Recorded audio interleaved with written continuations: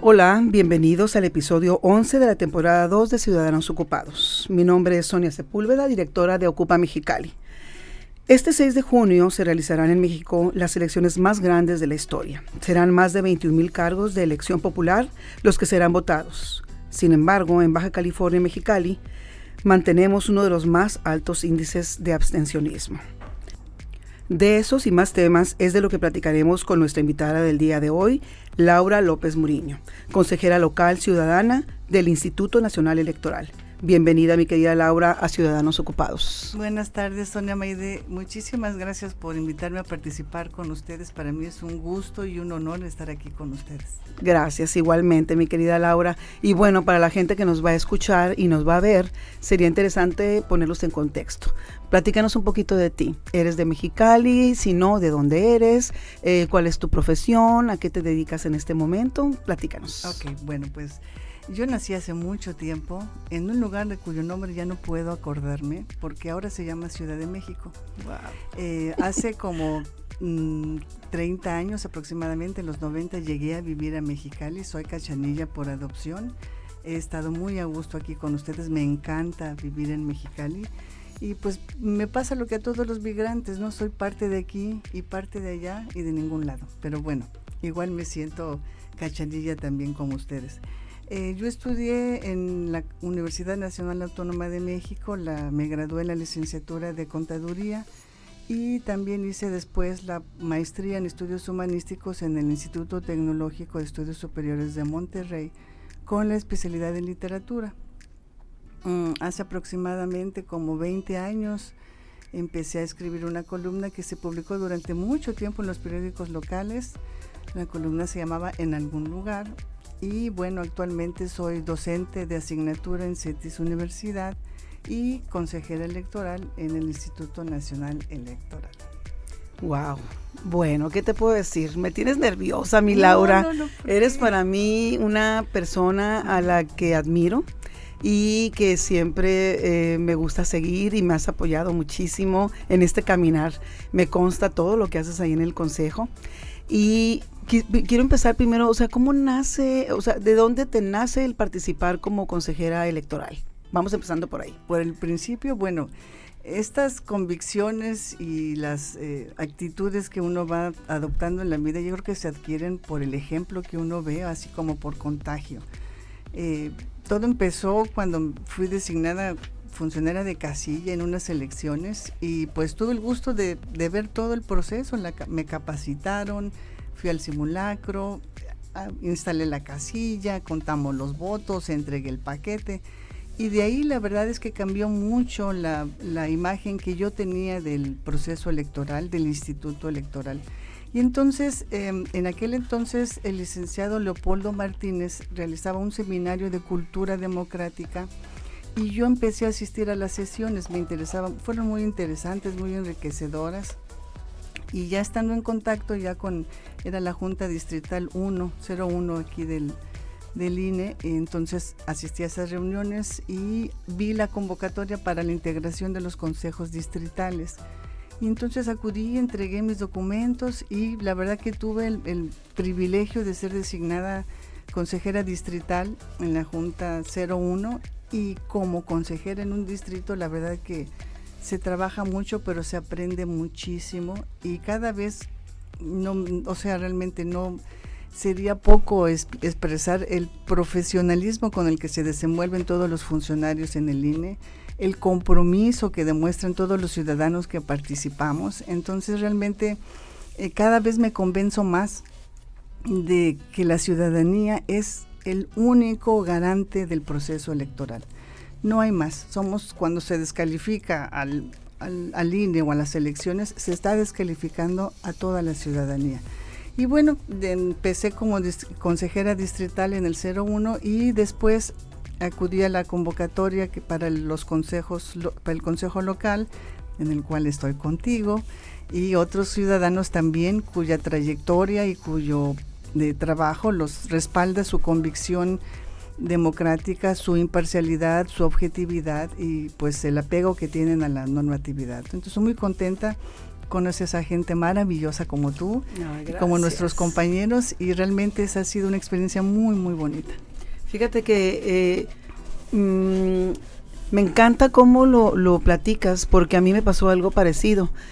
Pero yo desde mi trinchera me daba cuenta, yo trabajé mucho tiempo en un periódico local y me daba cuenta de todo el trabajo que había atrás de esto por estar en el periódico, y al mismo tiempo me daba cuenta de cuánta gente dudaba del trabajo que se hacía.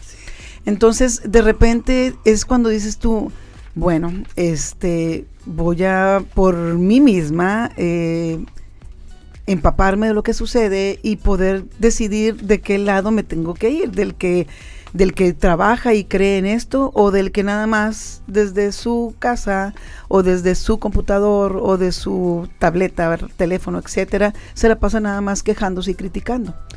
Al momento de decidirme de hacer esto, obviamente hago todo lo que se tiene que hacer para lograrlo, que no es fácil, porque la gente debe creer que cualquiera que llegue ahí, pues nada más porque tuvo la voluntad de estar sentado, y no es así. Hay que tener ciertas características para lograrlo.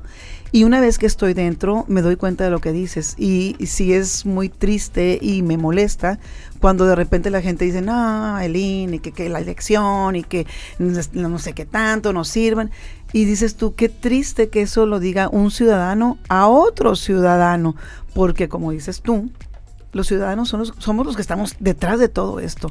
Entonces, el que no crea, participe. El que tenga algo que decir, bueno, sal del confort de tu parte tecnológica y preséntate y expón tus dudas. Hay mucha gente con mucha capacidad ahí en el INE para responderte lo que tengas que preguntar, ¿no? Entonces, vamos entendiendo ya que debemos de ser corresponsables ante un acto como lo que viene para ahorita el 6 de junio, donde pues se van a jugar muchas cosas, ¿verdad? Así Entonces, es. Bueno, más acción y menos bla, bla, bla, ¿no? Así es, sí. Yo creo que sería importante esa parte.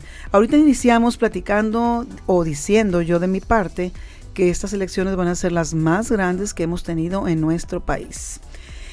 ¿Cómo ves tú este 6 de junio? O sea, platícanos qué relevancia crees tú que tiene para la democracia de un país. Bueno, esta elección es la más grande en la historia hasta hoy, porque siempre la que sigue será la más grande en la historia, porque, para empezar, la cantidad de ciudadanos que están inscritos en las listas nominales va aumentando considerablemente, y sobre todo aquí tengo que hacer un comentario que es obligado que la gente lo conozca.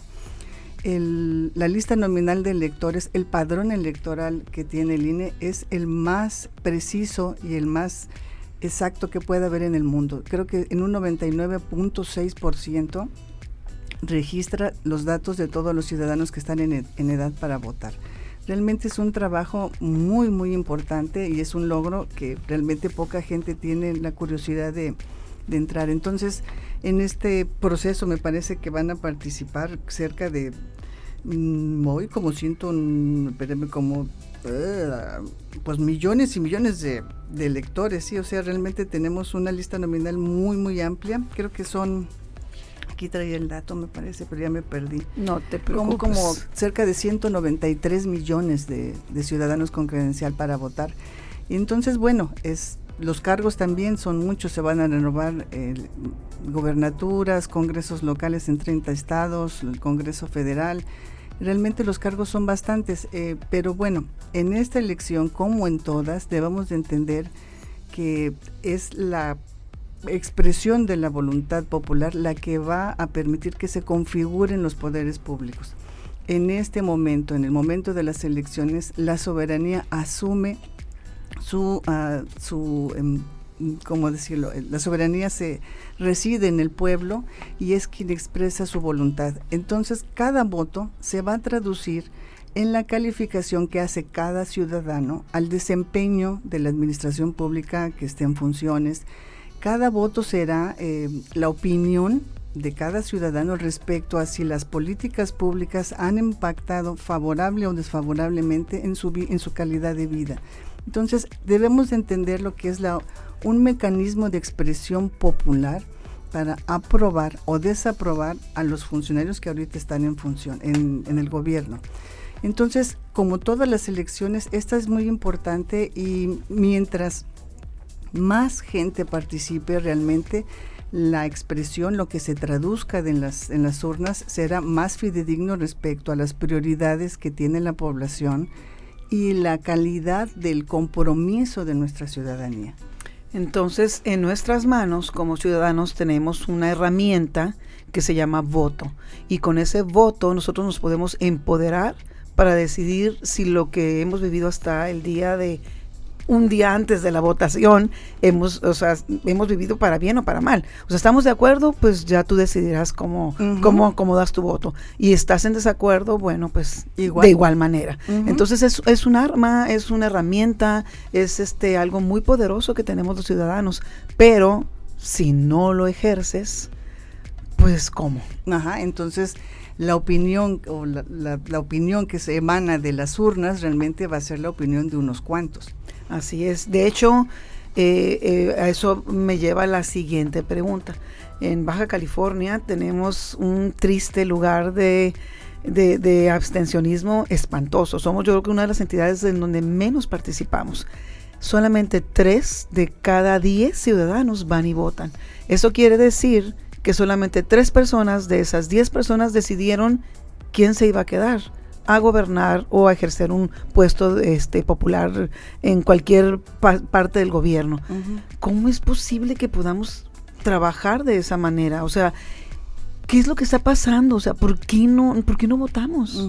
Bueno, aquí en Baja California tenemos casi ya 3 millones de ciudadanos inscritos en la lista nominal, y efectivamente el nivel de votación casi creo nunca ha excedido el 35% en la participación en las urnas.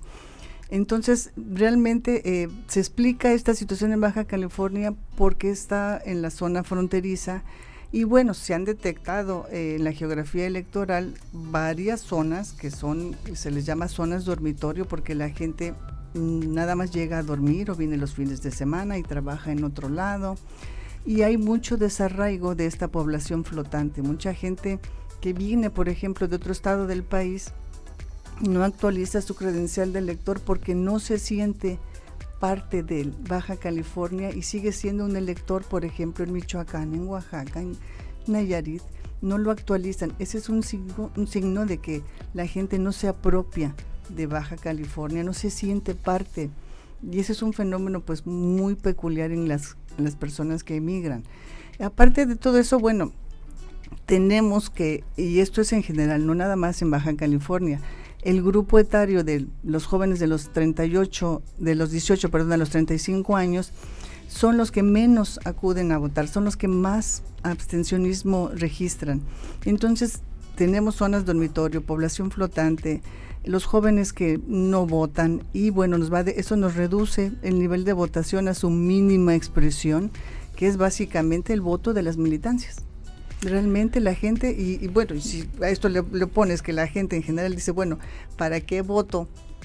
Si todo sigue igual, pues bueno, entonces solamente votan los que están interesados en que se mueva, se quede o se cambie la administración pública, ¿no? Pues sí, pero seguimos en lo mismo, o sea, tenemos que ser responsables, corresponsables. Si vivo aquí, o trabajo aquí, o trabajas allá, o duermes aquí, o duermes no sé dónde, de todas maneras te va a afectar. Tarde que temprano vas a vivir pues la mayor parte de tu tiempo en Mexicali. Voy a poner el ejemplo de Mexicali. Si vengo de fuera, afectas doblemente, o sea, afectas a Mexicali y afectas al lugar donde dejaste también sin tu voto, pues no se vale. De los partidos, pues yo creo que para ellos, yo creo que les va muy bien si nada más mueven el voto duro que le llamamos, que es el que los tiene donde cada quien está, pues, y creo que tampoco se vale, pues entonces, pues, ¿cómo? Entonces no nos quejemos, entonces, vayan buscando dónde se a vivir, porque si no participas, pues esto no va a dar para mucho. Claro, porque en última instancia las decisiones que tomen esas autoridades elegidas en las urnas nos van a repercutir de una u otra forma en las 2 horas que estemos aquí o el fin de semana que vengamos aquí a dormir, nos van a afectar de una u otra forma. ¿sí? Todo te va a afectar, todo, desde si vienes, aunque sea un ratito y te pasa un accidente y no tienes la calidad del servicio que necesitas para que te atiendan, ahí te está afectando. O si tu casa la dejas durante toda una semana y te la robaron y vas y pones una denuncia y no resuelves, ahí te está afectando. Exacto. O si se queda aquí gente que tú quieres y no tienen las mejores oportunidades de educación y de cuestiones recreativas o de ir a hacer ejercicio, X y Y, ahí te está afectando. Uh-huh. Entonces, sí sería interesante detenernos un poquito como ciudadanos y pensar en todo lo que dejamos de tener por no ejercer nuestra obligación y responsabilidad de ir a votar una vez cada cierto tiempo, pues, o sea, es increíble. Sí, y realmente, bueno, la emisión del voto es apenas la parte esencial de lo que implica básica la ciudadanía, ¿no? Ser un buen ciudadano es lo mínimo que se exige, ¿no? En Ocupa Mexicali, mi querida Laura, pensamos esta siguiente frase que te voy a decir, donde siendo mejores ciudadanos vamos a tener mejores gobiernos. ¿Coincides con nosotros? Totalmente, porque como, bueno, acabamos de comentar, la emisión del voto es apenas la expresión elemental del deber cívico, ¿no? De la obligación de los ciudadanos. Miren, en sus inicios realmente la ciudadanía empezó como una obligación de los ciudadanos de participar en la Asamblea de Atenas. Era una obligación, todos tenían que participar. Eso significaba ser ciudadano, no el nacimiento en un territorio, sino la participación en los asuntos públicos. Para ellos, la virtud que más valoraban era el valor cívico, la virtud cívica. Y en contraparte, lo que más despreciaban era la idiotez, que ellos identificaban como el desapego, el desinterés a los asuntos públicos. Entonces, desde un inicio la ciudadanía se entendió como un compromiso de un individuo con la ciudad, con la comunidad en la que vive. Entonces, realmente con el tiempo se ha ido cambiando mucho este concepto, esta visión del ciudadano. Hubo un momento en el que ser un buen ciudadano significaba dar la vida por la patria.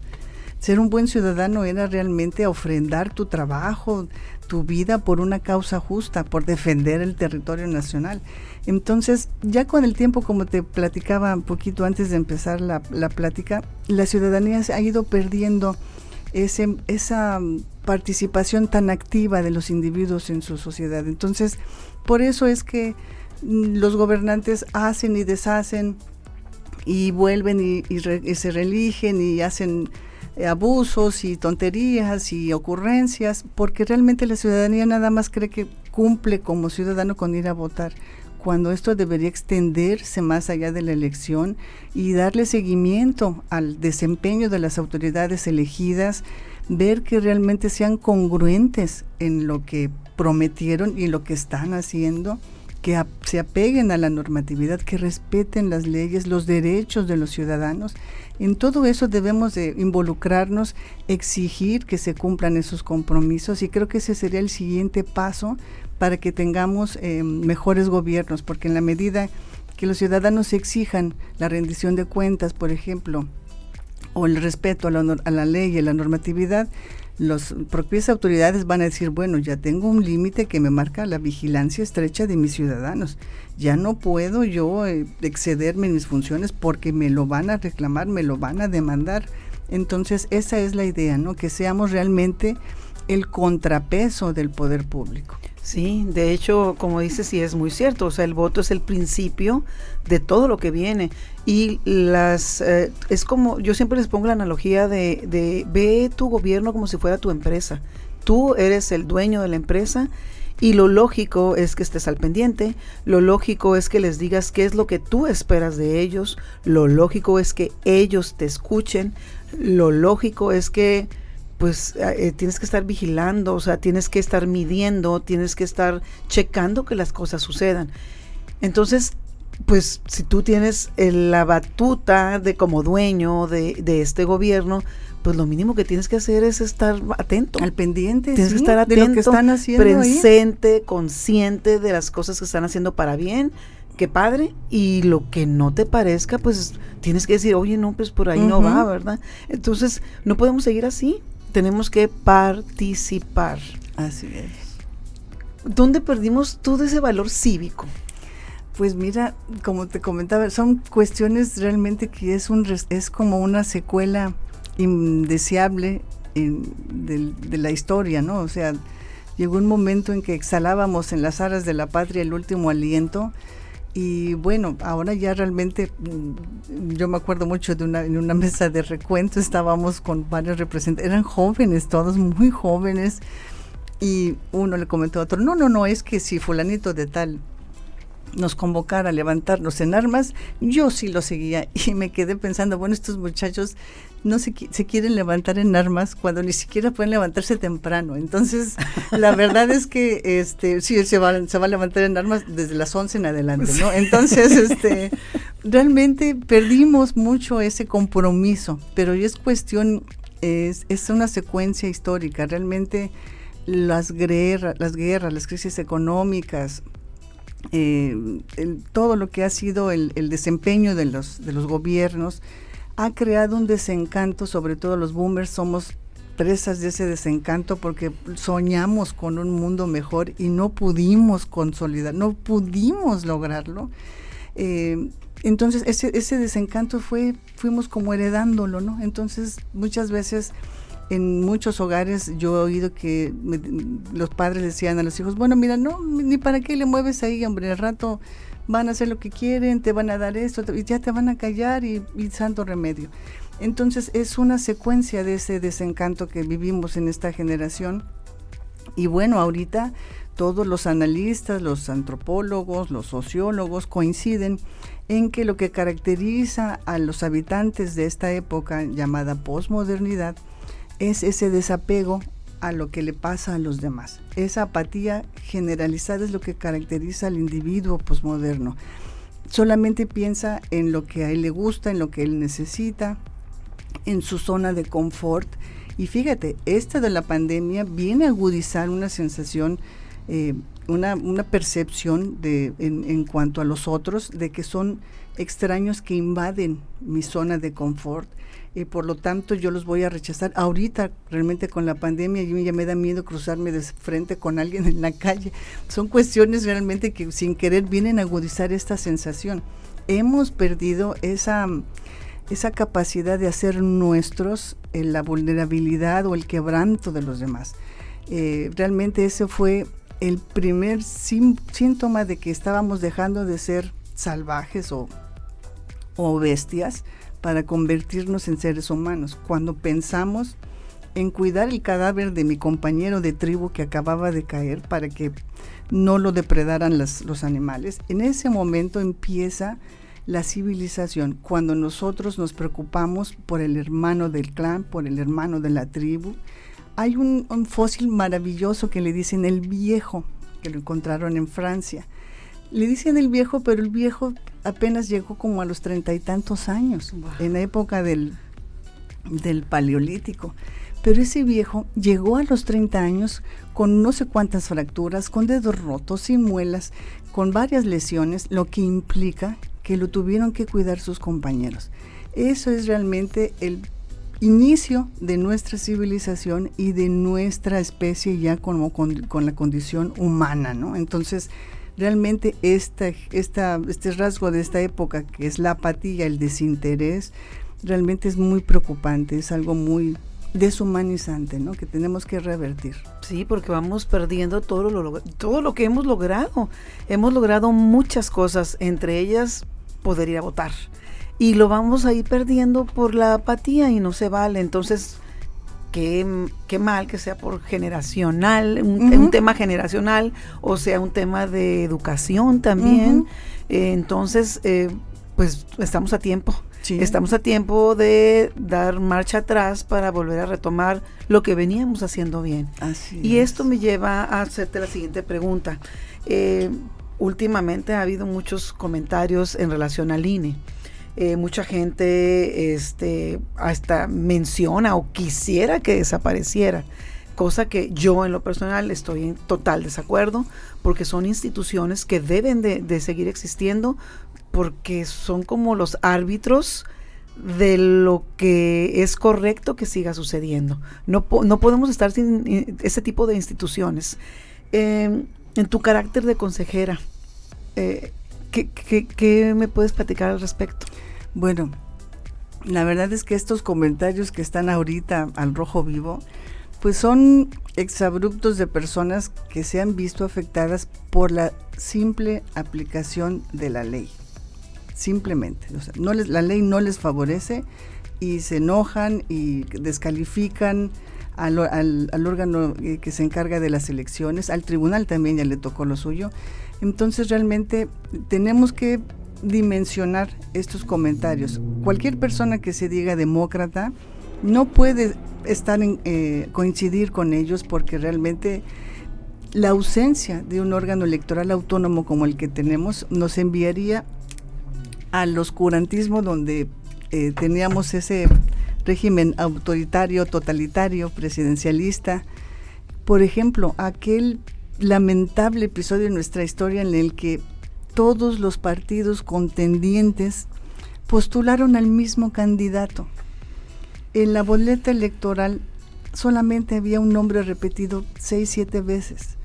Eso fue un episodio realmente que parece del realismo mágico, o sea, digno de las repúblicas bananeras de García Márquez, pero fue real. Y curiosamente, en ese entonces, el órgano electoral era una oficina de la Secretaría de Gobernación.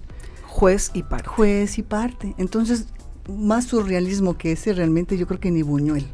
Entonces, la verdad, sería regresar a esas circunstancias, o sea, realmente no había una expresión popular que se respetara y se garantizara en las urnas. Yo creo que el órgano autónomo que tenemos ahorita es realmente un resultado de muchos tiempos, de varias reformas, porque ese episodio específicamente en esas elecciones fue el inicio de varias reformas que dieron con la creación del IFE, que es ahora el INE. Y sobre todo el gran paso en cuanto a esta institución es la ciudadanización de sus órganos de control y dirección, la incursión de los ciudadanos. Es la única entidad, la única empresa que acepta, que abre sus puertas, abre su proceso para que el que quiera vaya y vea lo que están haciendo. Es la única, nosotros como consejeros somos como auditores internos del INE. Y vamos en tiempo y forma, antes de pasar a una siguiente etapa, detectando cuestiones que se pueden mejorar, aspectos que se deben corregir. Es la única que tiene esa función, esa figura de un ciudadano que está verificando que todo se cumpla conforme a la ley y al tiempo y a los plazos, ¿no? Entonces realmente sería una lástima que estas ideas cristalizaran y hubiera gente que les hiciera eco. Entonces, sí, definitivamente. Es impensable. Sí, es impensable, y hay que cuidar a las instituciones que lo están haciendo bien y seguir trabajando y seguir participando, porque es de la única manera que van a entender la mayor parte de los ciudadanos que las cosas se hacen en tiempo, en forma y de la manera correcta. Entonces, participen si tienen alguna duda y Exacto. todo el mundo feliz y contento. Laura, tú al principio nos dijiste que eres docente de la universidad, CETES Universidad. ¿Crees tú que la educación juega un papel importante en la juventud para que entienda cómo debe de participar, cómo debe de ser parte de, cómo es parte de esta ecuación? ¿Crees que la educación está trabajando para eso? ¿Nos hace falta? ¿Qué punto de vista nos das? Bueno, mira, la ciudadanía es básicamente una construcción cultural y la educación es indispensable en esta construcción. Ahorita nos vamos un poquito atrás, y todas estas generaciones de jóvenes se gradúan, egresan de universidades sin educación cívica. Desde el momento en que alguna reforma en el modelo educativo excluyó la formación cívica de la educación básica de los muchachos, se ve realmente es la falta de esa instrucción hace tiempo la teníamos. Ahorita, por ejemplo, tú le preguntas a un muchacho en universitario, oye, ¿qué hace la Secretaría de Economía? ¿O qué hace la Secretaría de Gobernación? ¿Tú sabes qué se necesita para ser un diputado? ¿O sabes qué necesita alguien para ser presidente de la República? No lo saben. Incluso, bueno, en varios debates así de candidatos, alguna vez se les hizo la pregunta a unos candidatos a diputados, ¿usted sabe cuántos artículos tiene la Constitución Política Mexicana? Nadie sabía. Realmente, en cuestiones del sistema político mexicano estamos en la, pañales. En la ignorancia total. Entonces, este proceso tiene que recuperarse, tenemos que volver con la educación humanista enfocada a la instrucción cívica y realmente y tratar de hacer a los jóvenes partícipe de esto. Estas generaciones tienen una forma de aprendizaje que es sinestésica, a ellos les gusta aprender haciendo las cosas. Entonces yo he tenido mucho éxito con ellos cuando han participado como observadores electorales, los he ido acompañando durante todas las actividades del proceso y realmente cuando ellos ven directamente las cosas, se involucran en el proceso, cambia su perspectiva, y se interesan y empiezan a leer noticias, se empiezan a preguntar qué hace el tribunal, qué hace la FEPADE, qué hace el INE, qué hace esto, y realmente es lo que nos hace mucha falta. Hay muchos mitos, hay mucha desinformación al respecto. Ahorita en estos momentos mucha gente piensa que el INE no le quitó la candidatura a estos personajes porque así lo decidió, y no. La Ley General de Instituciones y Procedimientos Electorales se promulgó por consenso de todos los partidos en el Congreso Legislativo. Entonces, el INE no tiene nada que ver con la ley. Y la ley, yo me puse a revisarla y realmente no establece ninguna proporcionalidad a la falta. No hay en ese artículo no hay una indicación que diga, bueno, es que si los gastos de campaña que no reportan son poquitos, bueno, pues nada más le pone una multa, y si son muchotes, pues bueno, le quita la candidatura. No hay reporte, no hay registro, no hay más. Si hubiera ese indicativo que permitiera interpretar esta falta con el criterio de proporcionalidad que aludían en el tribunal, hubiera sido es poco, pues no le quitamos la candidatura, pero le ponemos una multa, una amonestación, qué sé yo. Pero no lo hay. Entonces la gente no sabe, la ley no la hizo el INE. El INE tiene que aplicar esa ley que hicieron los partidos y que ahora se enojan porque se les aplica. Lo que ellos tuvieron, de acuerdo quedaron en formularla. Entonces, bueno, es como el mundo al revés, ¿no? Algo así. Sí, porque la ley es muy clara y el INE es, como dices tú, un referee nada más, donde dice, aquí hubo una falta. Así es, no puedes seguir porque tuviste una falta y punto. Y no hay más, no puedo hacer más. La ley tampoco le da elementos al INE como para decir, bueno, sí, es poquito, es mucho, se le quito. No hay elementos. No hay informe de gastos, no hay registro. Sí, aquí lo importante, vuelvo a lo mismo. Para empoderarnos tenemos que informarnos, tenemos que conocer. Yo sé que es difícil de repente creer que vamos a saber todo, pero bueno, en lo que te interesa, por lo menos, si te interesa el medio ambiente, investiga. Claro. Te interesa la parte electoral, investiga. Te interesa la parte de salud, investiga. Y así nos vamos. Entonces, entre muchos ciudadanos que están investigando lo que debe de suceder y cómo debe de suceder, pues vamos a tener mejores representantes, porque claro, vamos a poder exigir con toda claridad lo que está mal hecho para que lo hagan bien, y también dar buenas ideas para que a lo mejor que hay cosas que ya existen que se pueden mejorar. Pero para eso, vuelvo a lo mismo, tenemos que conocer, involucrarnos, informarnos, etcétera.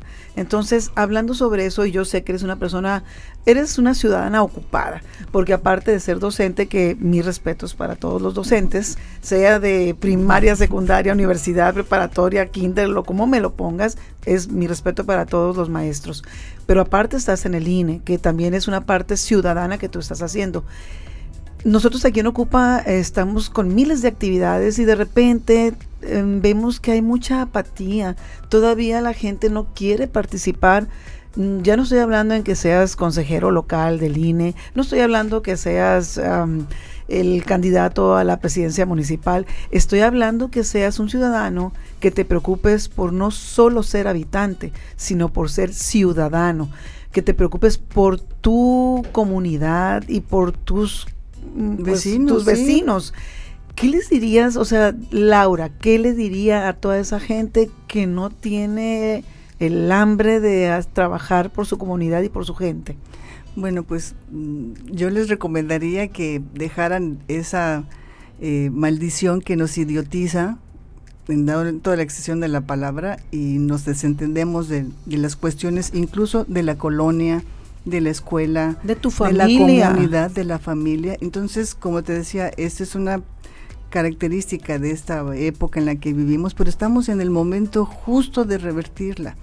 Bauman, que era un experto en este tema, decía que vivimos en tiempos de distopía, pero que bueno, existe la posibilidad de la retrotopía, entonces volver a recuperar esos valores, esas actitudes que en algún momento tuvimos. Es posible hacer nuestras las preocupaciones de los demás, las diferencias, los problemas, entenderlos, tolerarnos.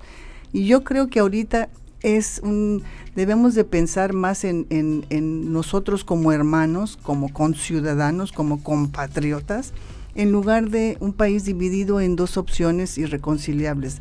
Ese tipo de pensamiento, de criterios, realmente no nos abona a nadie. Entonces debemos de pensar que todos somos mexicanos, todos vivimos aquí y todos podemos lograr un país mejor si empezamos a mirar a un lado y ver en qué podemos apoyar a nuestros vecinos, a mis compañeros de clase. Tenemos que recuperar la empatía. Entonces realmente, mira, las aldeas del Paleolítico eran autosuficientes y eran eficientes, porque en ese pedacito, en ese territorio que era suyo, cada quien aportaba lo mejor que podía hacer para el bien común. Eso es lo que esa noción ya no existe. Yo creo que en ningún concepto, en ningún lado lo vemos, y realmente era algo que los espartanos lo tenían, pero si bien arraigado es el concepto de eunomía, en el que yo tengo que luchar primero por el bien común más que por el mío. Y realmente, así como espartanos, debemos defender nuestra capacidad de empatía para recuperar esa cualidad humana que tuvimos un tiempo y que ahorita me va en declive. Ese sería humanicémonos de nuevo. Sí, nos hemos vuelto muy egoístas, muy egocéntricos, y tenemos que aprender a salir de nosotros, porque solos no vamos a lograr nada. Entonces tenemos que ayudarnos para poder trabajar en comunidad y ser empáticos, como lo comentas. La empatía creo que es una clave en todo esto, porque si no tienes esa capacidad de ver lo que le pasa a otra persona, sentir en un poquito lo que siente otra persona, pues difícilmente vas a salir de ti para ayudar y para comprometerte y para estar ahí en el momento que te necesiten, pues. Entonces, bueno, vamos siendo un poco menos egoístas, vamos siendo más empáticos y vamos perdiéndole también la flojera, el miedo, bueno, si no lo hice hoy, lo hago mañana. Vamos soltando un poquito más los zapatos tecnológicos que de repente nos quitan mucho, pero mucho tiempo. Entonces vamos siendo más seres humanos. Sobre todo, el recurso más valioso ahorita es el tiempo. Nadie está dispuesto a regalarte 2 minutos de su tiempo en algo que no le va a beneficiar. Esa visión de costo-beneficio es la que nos tiene como estamos. El egoísmo. Si algo no me beneficia, si no tengo algo que me pueda favorecer de algo que haga, no lo hago.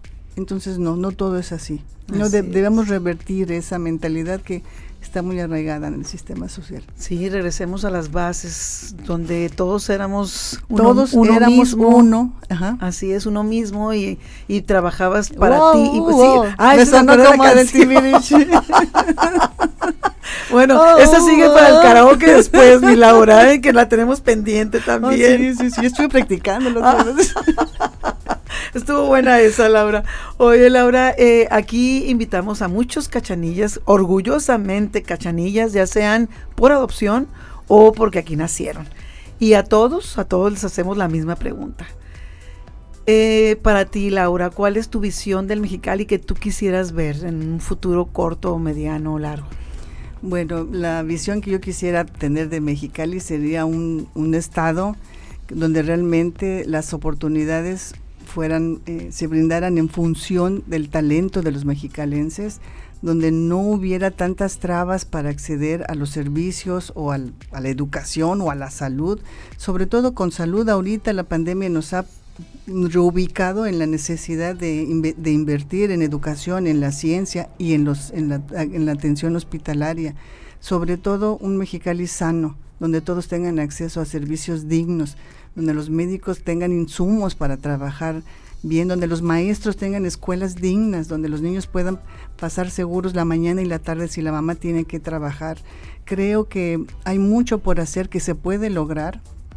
Y bueno, todo depende de nuestra actitud frente a las autoridades y frente a las urnas. Hay que levantar nuestro estándar de exigencia. Exacto. Y exigir salud, exigir educación y seguridad, que es lo que leo en el Mexicali que quieres ver. Sí, que son los elementos básicos con los que surgió el estado de bienestar, ¿no? O sea, es lo mínimo que el Estado está obligado a darnos a todos los ciudadanos. Así es. Que se cumplan esas libertades y garantías que nos prometieron desde hace muchos años. Sí, que nos merecemos y hay que trabajar para merecerlo también, claro. ¿verdad? Porque nada te va a llegar gratis. Así es. Así que hay que ponernos a trabajar. Esas fueron conquistas sociales, que fueron movimientos de ciudadanos que lucharon por el voto, que lucharon por los derechos laborales, que lucharon por...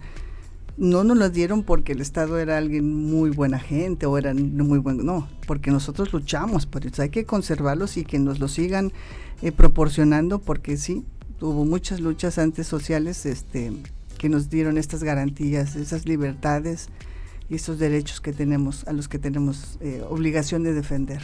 No, sí, pues hay que cuidarlas, hay que seguir luchando por ellas y que no se nos olvide, como dices, que hubo ya mucha gente que estuvo atrás de nosotros trabajando y luchando y padeciendo no sé qué tantas cosas para lograrlo. Así es. El voto de la mujer fue una lucha partido durante años, la conformación del INE igual, entonces hay que defender lo que hemos logrado, disfrutarlo y seguir luchando por un nivel de vida digno para todos. Así es, mi querida Laura. Laura, ¿algo que quieras agregar? Pues creo que, sí va a ser un comercial, pero bueno, adelante. El día 30 se termina el plazo para la solicitud para que sean acreditados como observadores electorales. Todavía están en tiempo, vayan, acudan, involúcrense en el proceso electoral para que por experiencia propia vean cómo se hace todas las actividades en la preparación de la jornada electoral. También me parece que recientemente se publicó un cuaderno para que la ciudadanía se entere de lo que son los delitos electorales, y en la página del INE me parece que está el cuadernillo, es muy ilustrador para que la ciudadanía también cumpla ese papel de denunciar cuando detecte algún delito, antes, durante y después de la elección, que lo reporte. Esa es la única forma que tenemos, que todos se comporten bien, que todos cumplan con lo que se tiene que hacer y que no haya ese tipo de actitudes que empañan mucho el trabajo de todos los ciudadanos al momento de votar. Y bueno, involúcrense, créense su propia opinión, así como Sonia y como yo, vivan el proceso electoral para que nadie les cuente y nadie les diga que el INE debe desaparecer. Sí, de hecho, qué bueno que lo mencionas. Las redes sociales y la página es muy muy ligera, muy amena, muy amigable. Entras y encuentras mucha información que de repente hay mucha gente que no le gusta leer, pero vienen videos, vienen animaciones, vienen textos cortos donde te puedes ir enterando o puedes ir ampliando tu conocimiento de toda esta parte electoral. Entonces está a la mano de cualquiera. Entonces nada más siéntate un ratito y chécalo. Comparte esa información que a ti te creas que es interesante, compártela con otras personas. Yo creo que también eso tiene mucho que ver que más ciudadanos se enteren de lo que existe, de lo que hay y de lo que está haciendo el INE. Y porque existen muchas figuras, por ejemplo, hubo un tiempo en el que siempre decían que tenían que desaparecer los diputados plurinominales por el número de curules que se incrementan, ¿no?, en el Congreso, pero la verdad es que esa figura surgió para ser un contrapeso del poder de un solo partido en la Cámara. Entonces tiene su razón de ser y todas estas cosas se desconocen. Hay muchos mitos, muchas leyendas urbanas que realmente pues solamente distorsionan en lo que es la función de las instituciones y de las autoridades, ¿no? Hay que sumar y no restar. Entonces esto significa infórmate para que no hables cosas que de repente a veces no conocemos y desinformamos. Y mucha gente se queda con una mala idea y pues eso no suma. O somos el eco de una imprecisión, de una información distorsionada, porque ni siquiera tenemos idea de lo que estamos repitiendo, de lo que están hablando. Entonces es necesario la instrucción cívica, que la recuperemos, pero sí, como antes se tenía, y me acuerdo que me chocaba el librito, pero se llamaba El Buen Ciudadano, pero es necesario recuperar esa instrucción desde primaria, secundaria, para que ya se consolide en preparatoria, cuando ellos ya son mayores de edad y ejerzan ya sus derechos político-electorales con plenitud de conocimiento. Sí, pues es bien importante ser ciudadanos responsables. Y si son ocupados, pues mejor. Sí. Gracias, mi querida Laura. Te agradecemos mucho tu presencia. Tenemos ante nosotros un reto muy importante, que es aportar para este 6 de junio. Pues todos los mexicalenses tienen que salir a votar libre y tranquilamente. En donde te toca hay también mucha información donde puedes llegar y conocer rápidamente cuál es la casilla que te toca, porque también de repente vemos ese día la gente, no sé dónde me toca. Todo está en la página y en las redes sociales del INE. Lo puedes ver con anticipación y te puedes dar una vuelta y ya va a poder localizar el espacio donde te toca ir a votar. Es bien importante. Por favor, seamos responsables. Estoy segura que, pues, mi querida Laura, va a seguir aportando tu tiempo, tu talento y tus ganas por seguir avanzando, tú y toda la gente que estamos cerca de ti. Muchísimas gracias, Laura. No, gracias a ti, Sonia, querida amiga, compañera, entrañable. Gracias. Realmente me da mucho gusto estar aquí contigo. Igualmente, es un honor. Igual, para mí más, créemelo. A ustedes, ciudadanos, les agradezco la atención a este espacio y los invito a escuchar los demás episodios de Ciudadanos Ocupados, que pueden encontrar en todas las plataformas digitales. Síganos en nuestras redes sociales como OcupaMX y en el portal ocupamx.com. Agradecemos al Grupo Educativo 16 de septiembre las facilidades para la grabación de este episodio.